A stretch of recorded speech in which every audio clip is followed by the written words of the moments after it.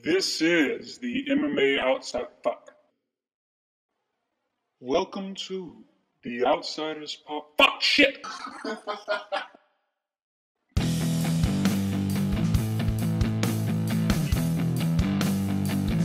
Welcome to the MMA Outsiders Podcast with Andrew Pearson and AJ Hill.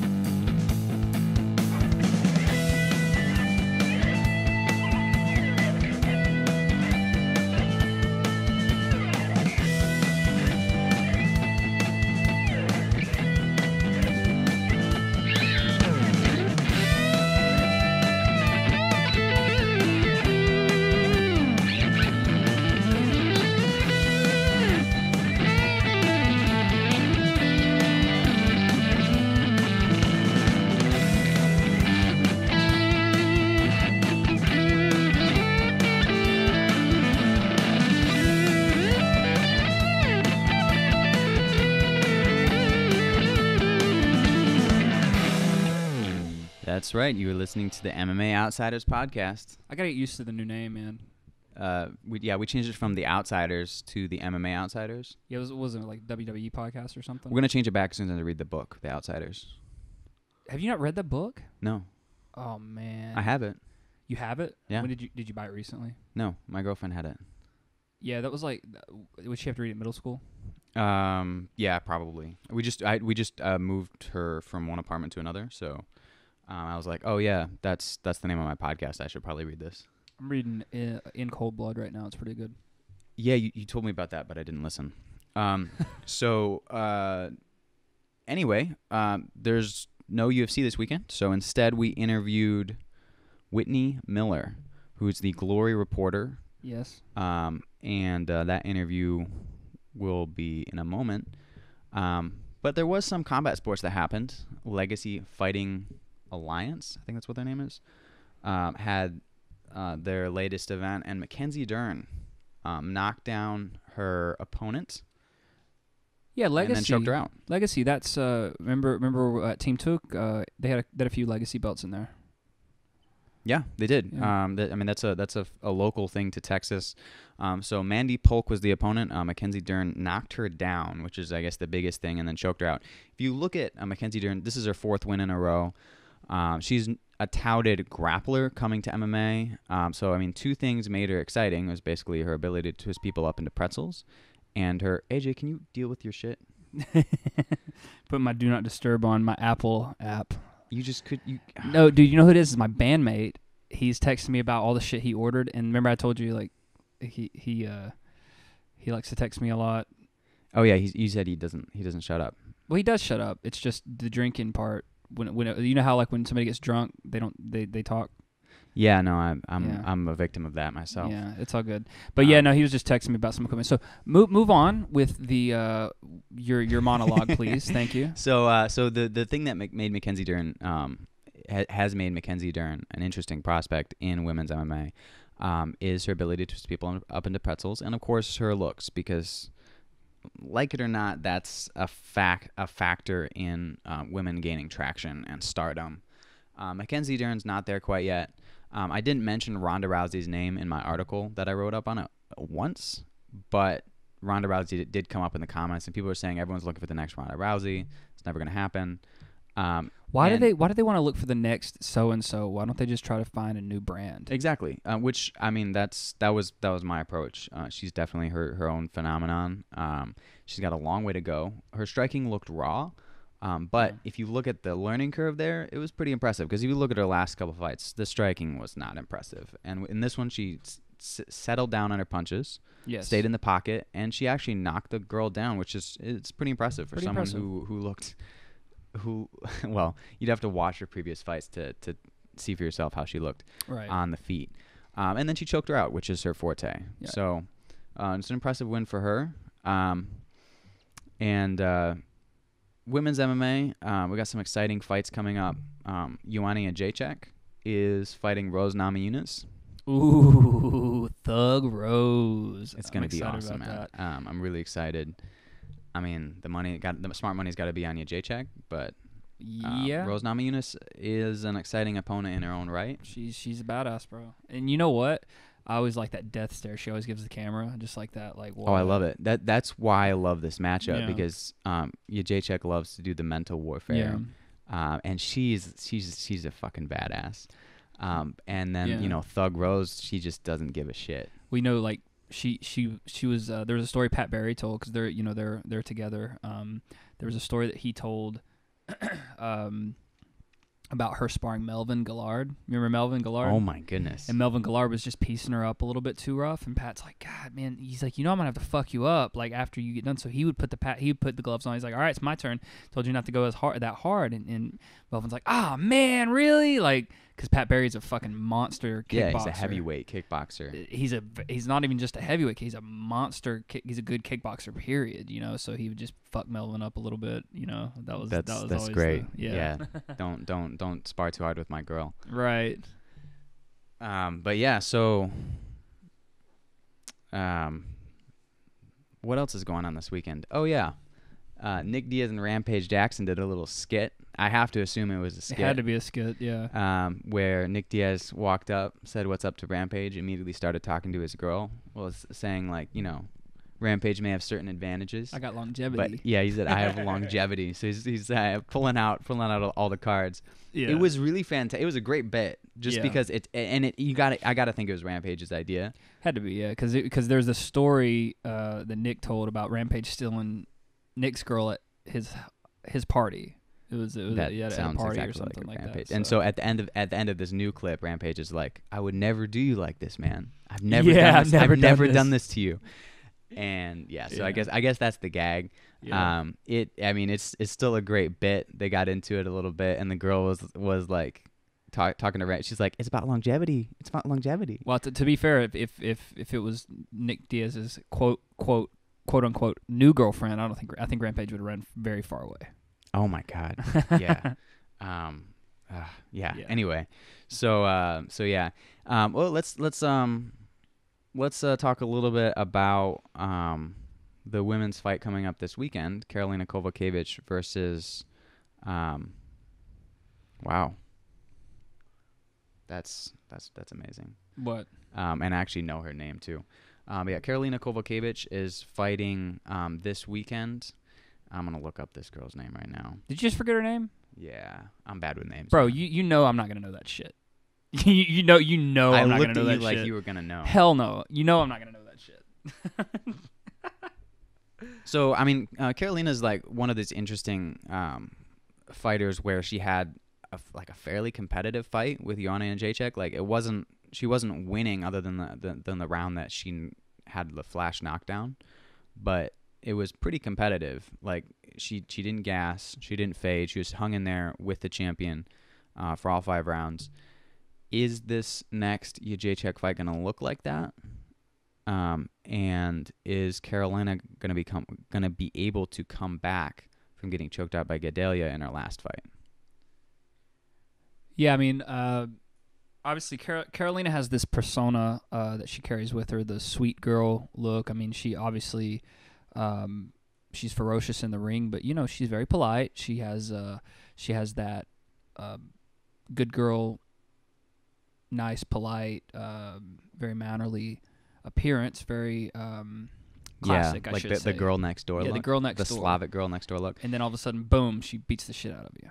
Yeah, and it's pretty awesome. And Jody Escobar, my apologies to Jody Escobar, Transato Jackson Wingle John, for forgetting your name, if you listen to this, which I'm sure you will. But yeah, so we've got there's not really much else on this card. We talked about this a little bit last week. We got Sam Alvey fighting all the way down. Honestly, maybe the most interesting fight is Artem Lobov versus Andre Fili on the prelims. This whole thing's on UFC Fight Pass, so there's no excuse not to watch it. It's $10 a month. I guess I understand if you didn't want to watch or didn't want to buy Fight Pass. You haven't bought Fight Pass yet? What the fuck is wrong with you? I use that $10 a month to buy Spotify. Good point. Good point.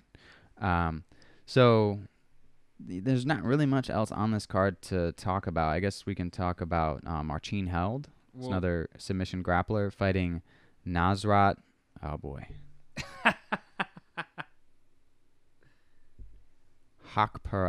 Haqparast. Haqparast. Yeah. I'm gonna go with that. I'm assuming that's how you pronounce that. No idea. My apologies to Nasrat. So Anthony Hamilton's on here. Every time I see that name, I always think of the singer. Anthony Hamilton, the singer. Oh, I think of Alexander Hamilton. Who the fuck is that? One of our founding fathers. There's a whole play about him called Hamilton. Oh, well, when you did the accent, that threw me off because I'm pretty sure he was not Scottish. He was of Scottish and descendant. So am I. Do I sound like that? Yes, you do. Okay. Well, anyways, so what about Darren Till, Donald Cerrone? Darren Till talking shit a little bit. I know he's hating.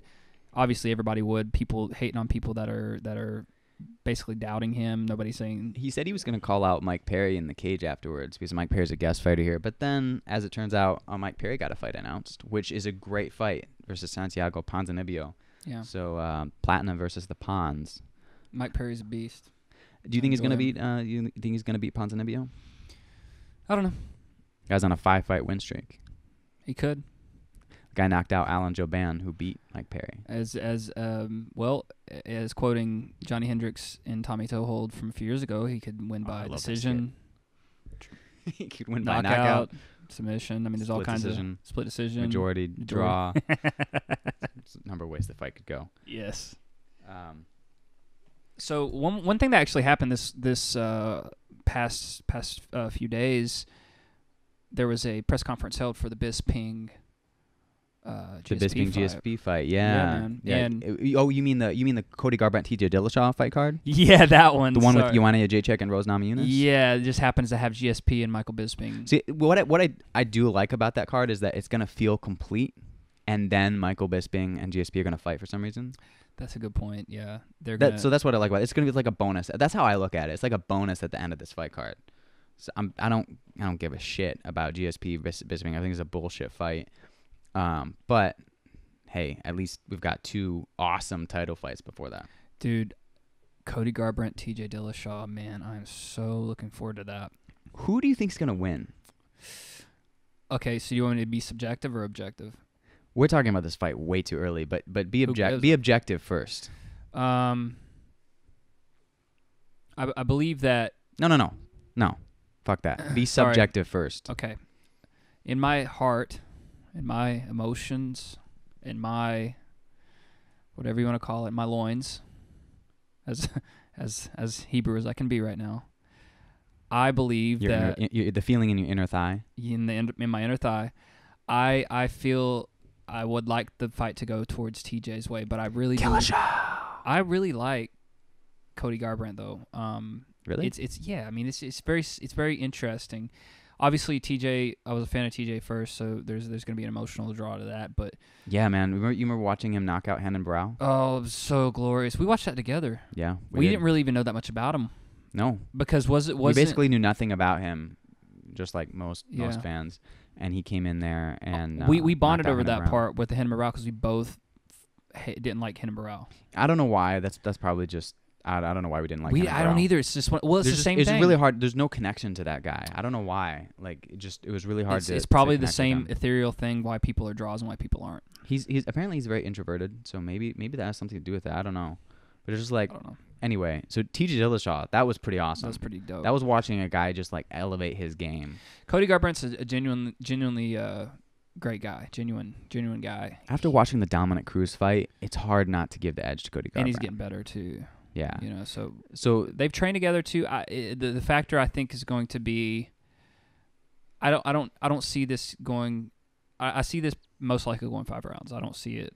You don't see a finish? No, I don't see a finish. If there is, I'm just waiting for Garbrandt to drop this ethereal footage of him knocking Dillashaw out in the gym. Well, I've seen footage of them grappling. Oh, have you? Yeah, TJ obviously. Oh yeah, wait, I did too. You were talking about on the Ultimate Fighter when Garbrandt grabbed Dillashaw. No, not that, man. This is when they were teammates, bro. That wasn't it. That was some good wrestling. Yeah, that was some good jiu-jitsu, great bit man. of wrestling. Yeah. That was some good jiu-jitsu, bro. But anyways, back to the GSP. They got a little touchy-feely, man. Oh, you mean Andre? Touchy-feely? Dude, I was just about to fucking say that. I was like, God He's their teammate too, so that's clearly Yeah. subliminal. That's hilarious. Yeah, they got a little touchy-feely. Michael Bisping like, grabbing his arms. You looking a Wait, little big? why are we flipping back to Michael Bisping? How did the wrestling clip go between Dillashaw Just told and you. Garbrandt? How did it go? They well, it was just a few. It wasn't like a huge clip. It was just. Then why would you bring it up? Because man, it's part of the the media part. People go look these things up. We get hits. All good, man. All right, so basically, what you're telling me is like you watched it, but you can draw zero conclusions from this. Footage. I can draw that TJ's really good at foot sweeps. Oh, really? And every now and then, I'm sure. Okay. That's the only thing I saw. I don't really remember, dude. I had a lot of shit going this weekend. Okay. Can't All really right, well. piece together every MMA clip that I watched during my breaks.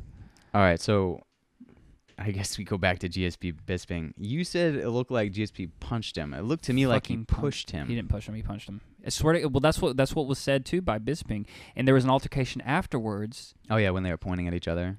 Well, he was going, "Hey, you put your hands on me again, I'm gonna fuck you up." All of a sudden, and Bisping's like, "Fuck off, man. Fuck off."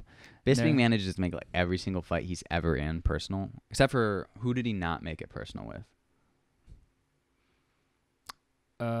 Everyone, like literally everyone. I don't. It has been everyone, hasn't it? I don't remember him. Matt Hamill, maybe Matt Hamill, but I think he was pretty respectful to Brian Stan. no, he was talking shit too. He was talking. He talks shit to everybody. He has to. That's how he gets. He said he was fighting when Stan was like wiping or cleaning his boots in the army. Yeah, he's talked shit regardless. He still talks shit. That's just part of his game. But yeah, it was pretty interesting. Are you gonna miss Bisping when he's gone? Well, he's gonna be in movies because he's gonna be a great action star. But yeah, I'm gonna miss him. So you're saying you're not really gonna miss him because No. he'll always be there? Yeah, he'll always be there. So it's he's gonna be my rock, my shield, Your salvation, my salvation. your fortress. Yes, my fortress. This is very weird now. All right, man. So we had a special guest on today. We did. The smart and sexy Whitney Miller. So Whitney travels the world as a Glory reporter. So we got to interview her a little bit about her background. We talked about Glory 46. She was very diplomatic when it came to the Bigfoot Silva Rico Verhoeven fight. Yeah. Which, by the way, was. It was a travesty. Yes. I mean, I feel like we got to be honest on this podcast. Bigfoot Silva should not be fighting, and I don't know. There's a little bit of blame to go around. Whoever's managing him, whoever's the people in it that can give him advice. Somebody should be stopping him from fighting because he's taking needless head trauma. He is, but he did take the proper precautions by growing his beard out. Get the fuck out of here. I'm just saying, man. He took the proper precautions that he could to grow his beard out to protect from those. You know why I know your quote unquote the beard protects the chin theory is bullshit? Why? Because I broke my jaw with a beard. You didn't have a fucking fluffy beard. You had that 10 o'clock shadow. No, it wasn't. Was it as big as mine right now? Yeah. No. Okay. Fucking To be fair, my beard does not come in as thick as yours, but it was just as long. Okay. Well, he must have hit you on the spot that it didn't Yeah, have. he hit me right on the point of the chin. Oh, for the record, I still won the fight. I just Oh yeah, that's a good point. I have to say that. Put that in. No, you have to say that. I broke my jaw. You know what I mean? Like it was a terrible thing. I was telling missed Sarah Christmas about and that. my birthday.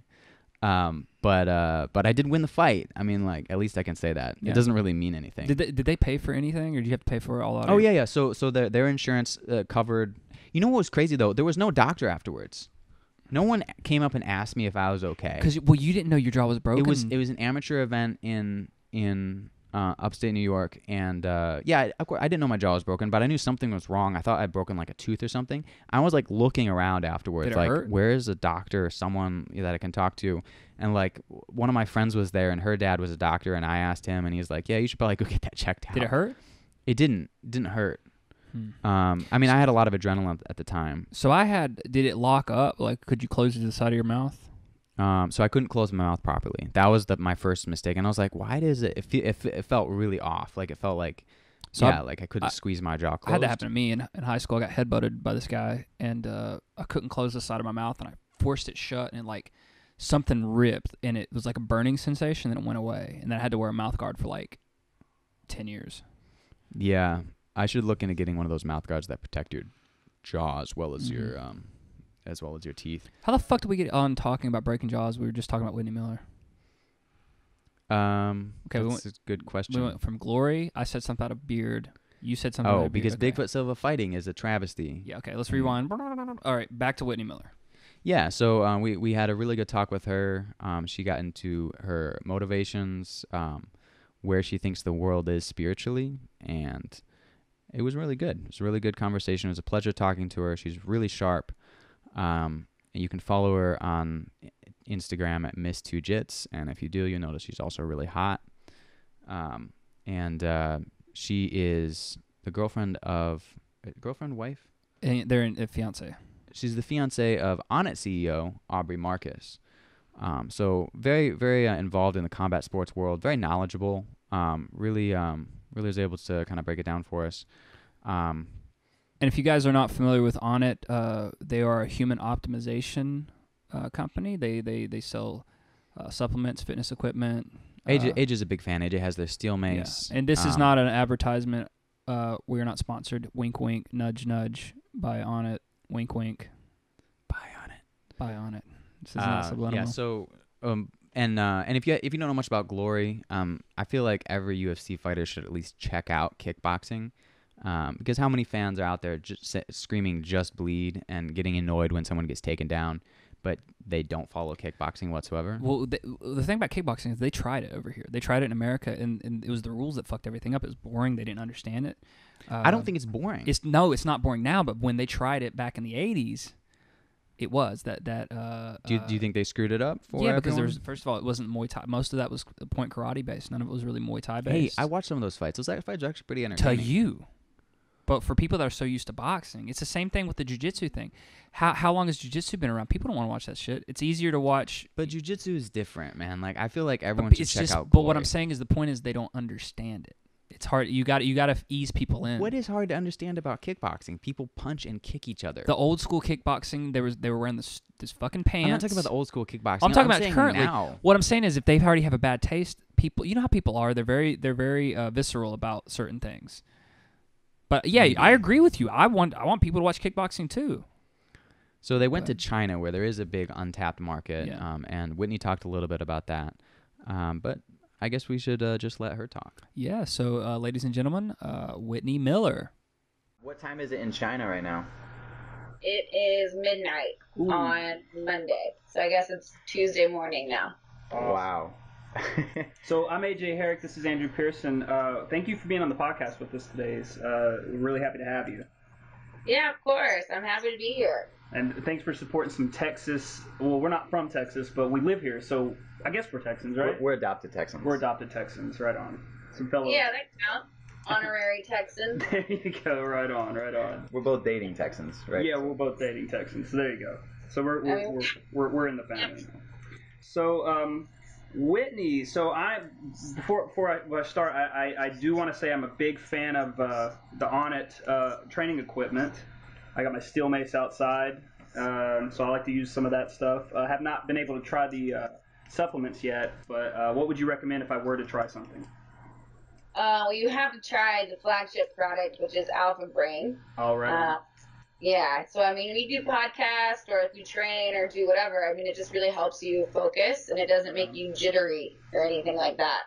My other go-to, we have these gut packs, which is just filled with probiotics and prebiotics and digestive enzymes. Nice.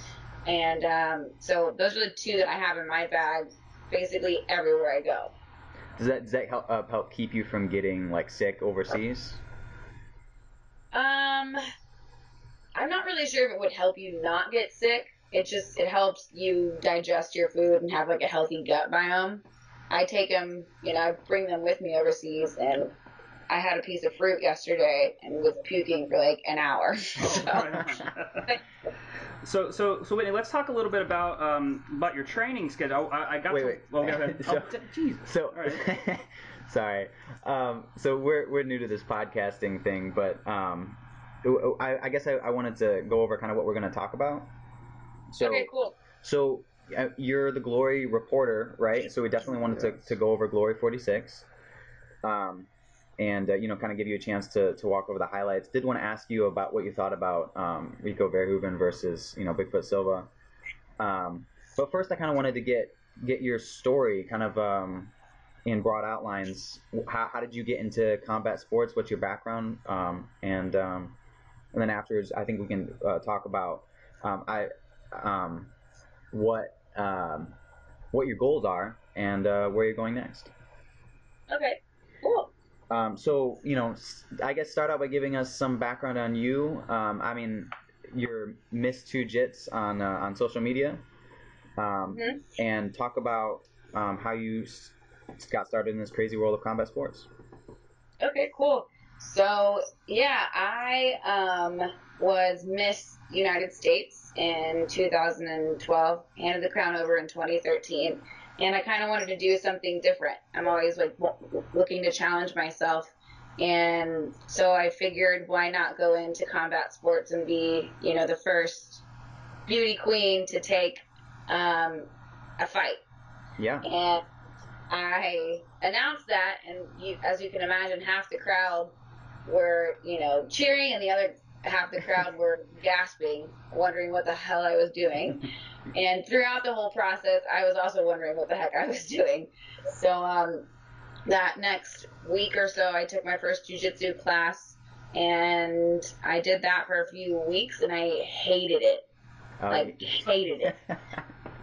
I just couldn't grasp it. Like, I think there was like a hump. There's that hump period, that first period when you do jiu-jitsu, to where nothing makes sense, and you go home and your entire body feels like it's torn up, and my feet were bleeding from mat burn, and it was just like not fun. But I stuck with it, and now I'm obsessed with it. Now I love training.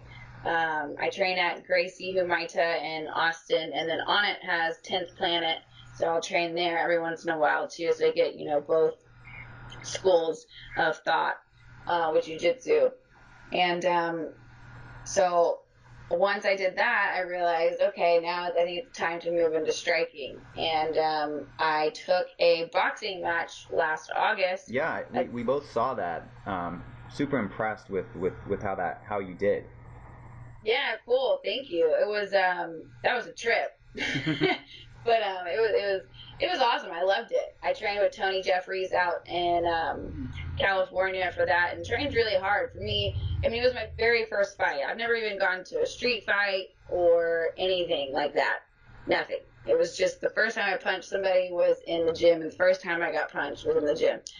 So how different did that feel from jiu-jitsu tournaments? Because I know you have won jiu-jitsu medals in gi and no gi. How different did it feel punching someone instead? It didn't really feel that different. I mean, obviously it's different because you're not punching somebody, but I feel like it's still. I've been an athlete my entire life, so growing up was, it's competitive, always competitive. And so that was just my mindset. This is a game. This is how you win the game, and that's what you have to do to win the game. I had issues punching, like, my coaches. I didn't like punching my coaches because I guess I knew them very well, and I was with them all the time. And I always had difficulty doing that. And I think the first few times I sparred, my coaches were like, well, you need to hit her. Like, this will be good training for her as well. And if you're not hitting her, you're kind of taking that away from her too. And so once I kind of like flipped that, I was having some really good sparring sessions. And then also, there's some girls in there that want to completely take my head off. So every once in a while I'd get in there with somebody like that, and I wouldn't have an issue with just smashing them as hard as I could. So it's actually almost better, right? Like if someone really goes in there to swing at you, it takes away that mental barrier to swinging back, right? Yeah, exactly. Because I mean, it hurts. And so you just can't, you don't want to be there in the corner like, oh, let me just tap you. No, if you're going to come at me, then okay, let's go then. Let's do this. Absolutely. That's that competitive drive. So how'd you get into Glory kickboxing? You actually have some experience in these niche sports. Jiu-jitsu, oh my God, is kind of a niche sport. And then Glory, of course, is even more so. What drew you to Glory and that gig? Yeah, so after I took my fight, I've also done like radio and television with the whole pageant stuff, and my main goal was to do sports broadcasting. And I took the fight, and they took notice, and they were looking for a backstage reporter and somebody that does the in-ring, title interviews and whatnot. And they had me out. And I guess it worked out because I've been with them for a year now. And so I think it kind of helps. Obviously it's a male-dominated sport, but having somebody that trains, the sport and can talk about it really, I think helps with some respect in regards to that. And so now I just get to travel all over the world, talk about my favorite sport, and and I love the people I work with, so it's really a killer job. No, that's awesome. So I mean, how was this latest event? How was Glory 46 in China? So Glory 46 was a huge monumental event for us because it was our first event in China. We had a lot of Chinese fighters on the card. Huge market, right? Do what? Huge market, right? Yeah, huge market. I mean, martial arts has incredibly deep roots there, because Bruce Lee grew up there. Sometimes you'll walk through any of the parks that they have in Guangzhou, which is where we had the fights, and you see people training Tai Chi or even some with samurai swords. And so it's just, you can tell that martial arts is a part of daily life. And so, bringing kickboxing there with a huge event for our very first time was awesome. And even when we showed up to the arena, we have to get there early. But even before prelims started, there was a giant line outside of the arena. People just waiting to come in. So that was awesome. That is awesome. Yeah. And now, when you're a reporter, so you're interviewing people backstage, do you get to sit and watch the fights? I do a little bit, depending on what's going on. This time I was able to watch more than I had before. We knocked out a lot of the interviews early on, and a lot of the Chinese fighters didn't speak so much English, so I didn't get to interview as many people as I normally do for the other fights. So we just did kind of the English speaking guys, and obviously we interviewed Rico, we interviewed Bigfoot, and there's this new up and coming fighter, Junior Tafa from New Zealand, who is just a savage, and interviewed him. But it was fun because I got to do my interviews and then go out and sit ringside with Todd Grisham and Joseph Baltellini, my broadcast partners, and just watch the fights and be there in the whole atmosphere that China was putting on for us. Oh, that's awesome. Yeah. Is that Bazooka Joe? He's a fighter too, right? Yeah, Bazooka Joe. He was our welterweight champion a few years back. Now he does the commentary. Yeah, that's a great gig for a former fighter. So I do have to ask you about the Bigfoot Silva fighting Rico Verhoeven. Obviously, Rico Verhoeven's the best in the world, and Bigfoot Silva is his kickboxing debut. How did you feel about that? A guy who's gotten knocked out several times in his last MMA fights. I mean, what were you feeling watching that fight? I mean, he's going up against the king of kickboxing. Rico is amazing, and he's obviously a savage. But when I spoke with Bigfoot Silva earlier that week, he was, excited about this. He was ready for it. He said he trained really hard for it. He was training with Guto Innocent, who is one of our heavyweights for Glory, and he said that he was ready for the fight. He picked a challenging opponent, I would say, for his very first kickboxing fight. Let's just go straight for it. So I guess I gotta like that type of attitude for him. But and Rico said, I can't take this fighter lightly. He goes in there, he hits hard, he goes into brawl, and he was like, what, I can't really go in there and look for a brawl because I could get hit and he could easily knock me out. So hearing those two sides of the story made the fight really interesting.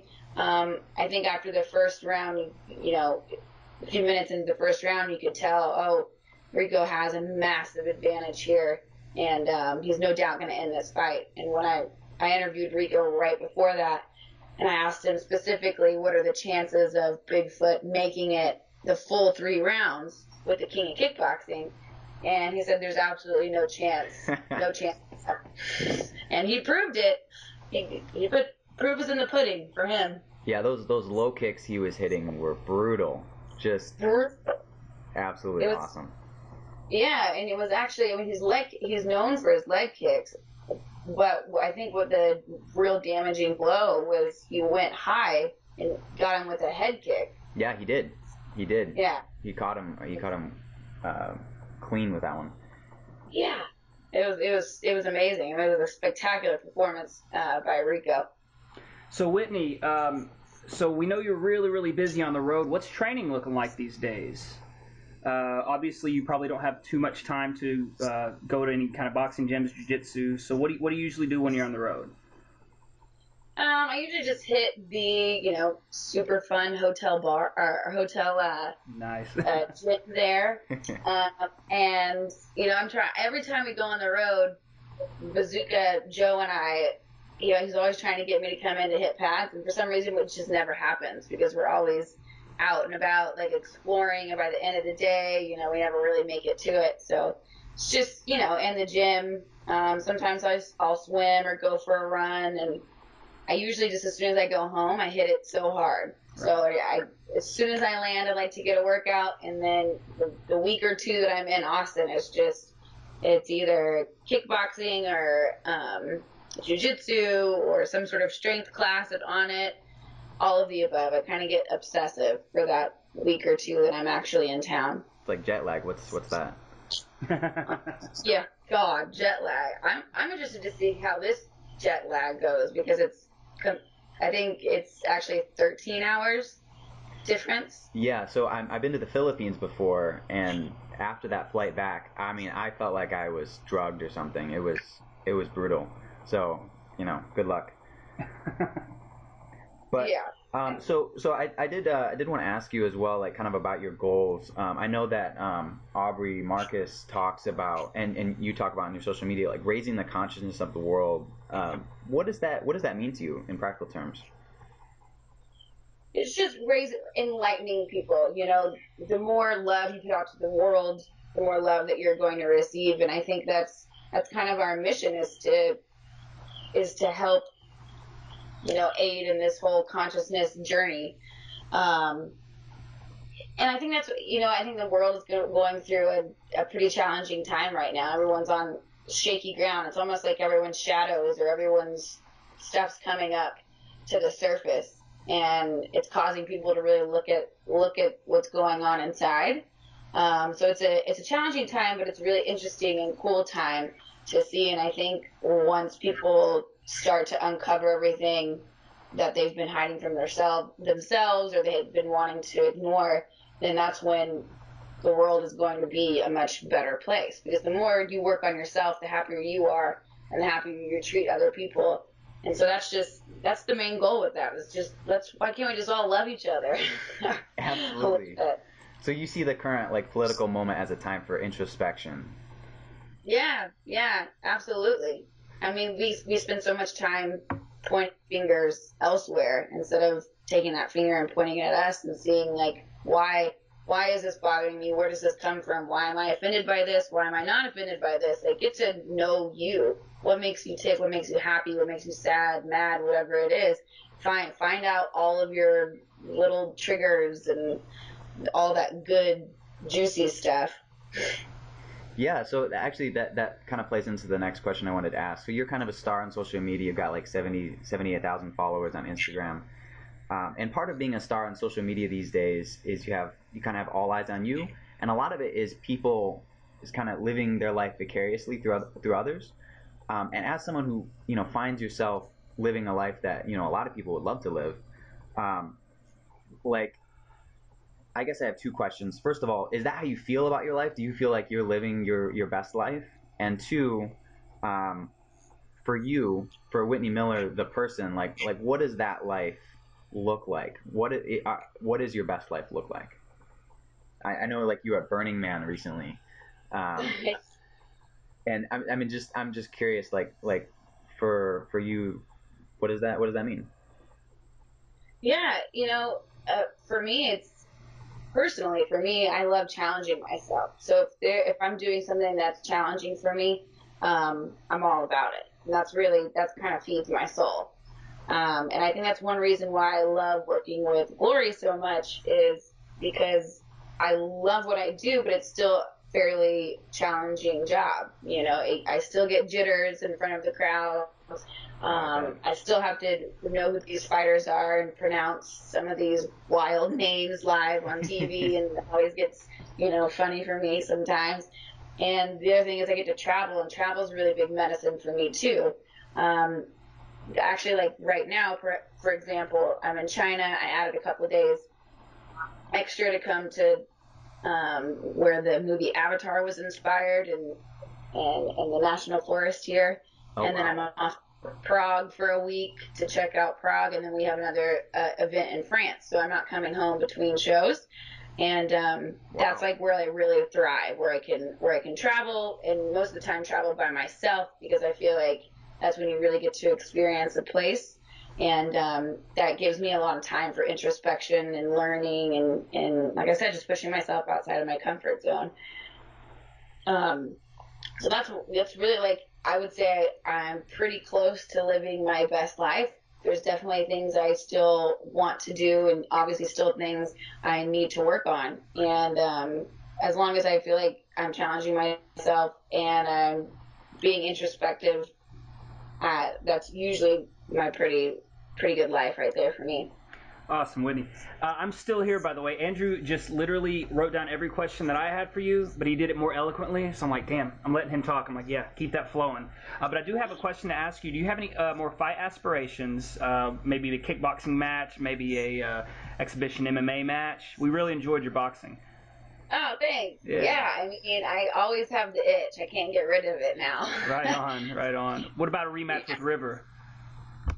Yeah, I mean, I don't know. I would want it to be kind of something different, right. A new challenge. But like a new challenge. Yeah. I would like to be able to do one kickboxing, one MMA, and one boxing, and just check off all 3 boxes. Cool. And then once I do that, say I'm done. Right on, right on. Awesome, awesome. So, So you're a super competitive person. I mean, like, and the most direct competition you can do is combat sports. So what is it like? What was it like stepping into the ring versus training? I mean, I think we both were like really impressed with your conditioning going in there. It was a really high paced fight. How did it feel? And it looked like you gave it your all. Like at the end, like you both were just tired, just throwing away. But what did it like? How different did that feel from training? And what could you tell people who maybe are looking at competing at some point in their lives in combat sports? Yeah, it's different from training for me because of the adrenaline. I had all of my friends and family there watching me. And they know I've been training for this moment. And so just having the adrenaline there, where in sparring, I could spar 5 rounds and be, pretty toast, pretty tired by the end of it, but, not dead. This was a 3-minute, 3-round fight. And by the end of coming into the 3rd round, I was exhausted. Yeah. So, and that was something that was really weird. I'm like, how am I this tired right now? I thought I was in shape. I was doing track workouts. And, I was talking to my coaches after, and they're like, well, you have to factor in the adrenaline, that's going to tire you out quicker than anything else, because I went in there and I trained really, really hard for it. So I was ready for it. I thought I was in good shape, and it kind of humbled me real quick. Yeah, so I've competed in amateur kickboxing too. I had my dad fly down from New York to watch my fight, kind of surprise me. And it was the same thing. Like I thought I was in great shape, and by that 3rd round, I was just exhausted. Do you think it's just the adrenaline, or do you think it's like the fact that the adrenaline makes you want to work faster, so you throw more punches? Do you just try and work harder or work faster during those first couple rounds? Is it more a pacing thing, or is it more just that adrenaline dump? I think for me, it was probably more of a adrenaline dump, but it could be a combination of both, because you are moving a bit more. I would say you're just more on edge. You're not as relaxed as you are in training. So maybe just the more on edge you are and trying to throw harder, I guess, could definitely tire you out. But for me, I think a lot of it had to do with adrenaline. And, back in the locker room before I walked out, we kept it really chill. Like, we had music playing, they were, cracking jokes.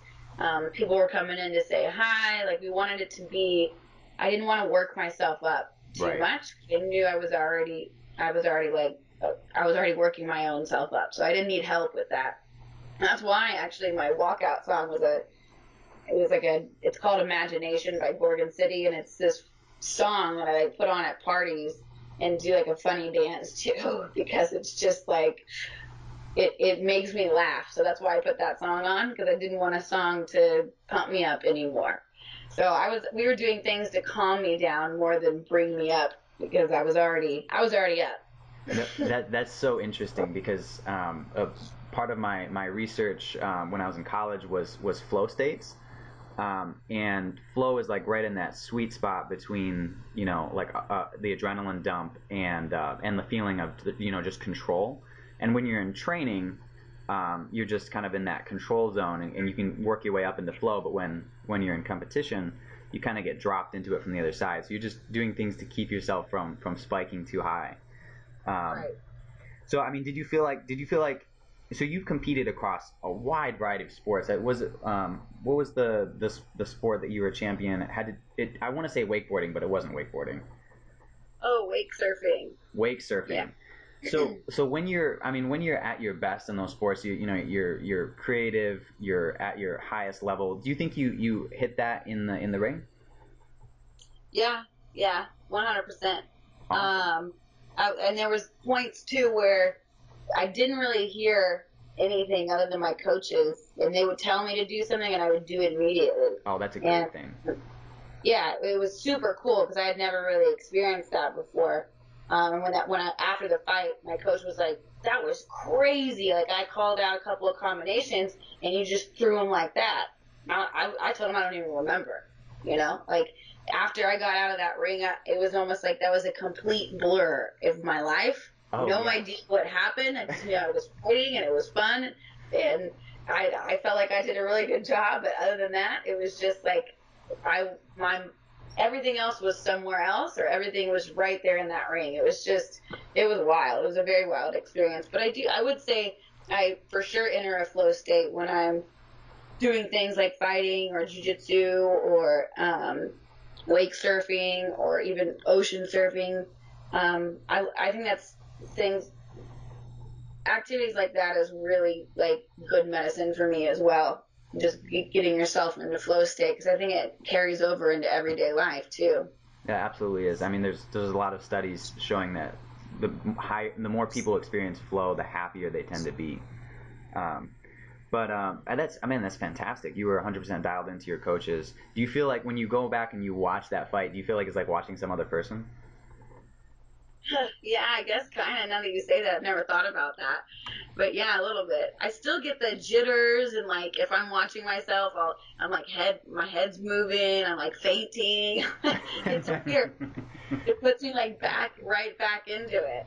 Oh yeah, absolutely. That's awesome. So I mean, you want to take a kickboxing or an MMA fight next. We'll definitely look for that. Is there anything upcoming that you wanted to let people know about? No, we have a glory fight in France, which is going to be a really cool card in Lyon, and that is on, I believe, I'm trying to keep up with all of the dates now, October 28th should be the date of that. So check that out. It's going to be awesome. Fun UFC Fight Pass and then ESPN2. Okay, great. And where can the people find you online? You can check me out on Instagram at Miss2Jits, MISS2JITS, and basically on Twitter as well as Miss2Jits too. And those are my two main social media outlets. So if you follow along there, you can see all my crazy China travels and off to Prague and then France and and wherever else we go for Glory. I know we have Rotterdam coming up in Madison Square Garden December 1st. Oh, is that where Rico Verhoeven's next fight is? Yep, sure is. So how do you think his next fight's going to play out? I mean, it's hard to bet against Rico, you know? I didn't realize he was so big. He's giant. He's insanely large. You look at legs, and it's hard to comprehend, because I knew he was big, but when I sat ringside and watched him recently, last week for his fight, his thighs are probably, like, you put two of mine together, and that equals his one thigh. It's beyond. I've never seen anything like it. Yeah, when they showed the interview, like, it was just his face, and, like, way in the corner, I was like, is that Whitney? I could just see, like, the corner of her head. Yeah. But yeah, so, well, thank you so much for talking to us, Whitney. Appreciate it. And Whitney, you are our first guest on the podcast, so congratulations on that. Yeah, we were, like, scrambling to try and figure out the technical stuff beforehand. Like, we thought we had it down, and then we didn't, but we got it up and recording, so everything's cool now. But thank you so much. Yeah, that's all that matters. Right on. Got along the way. Yes. All right, thank you for tuning in to the MMA Outsiders podcast. I'm AJ Herrick. You can find me on Twitter at AJ Herrick. That's all lowercase AJAYHERRICK. And be on the lookout. Hold the fuck on. Be on the lookout for my new band page with my buddy Randy Wade. We are called Slave the Verb. We'll be sending that out. We'll have some good stuff for you. On Facebook. We'll work on getting a Twitter, but for right now, we'll probably just be using Facebook and Instagram. Andrew, where can they find you at? They can find me on Twitter and Facebook at Vorpality, VORPALITY. That's VORPALITY. And once again, keep an eye out for my project in January, Switch Kick. I'll be hitting Kickstarter in January. That's the smartphone addiction intervention app. But yeah, check out my Twitter, my Facebook. Make sure you follow Whitney Miller as well at Miss Two Jits. And thank you for listening. All right, thank you for listening.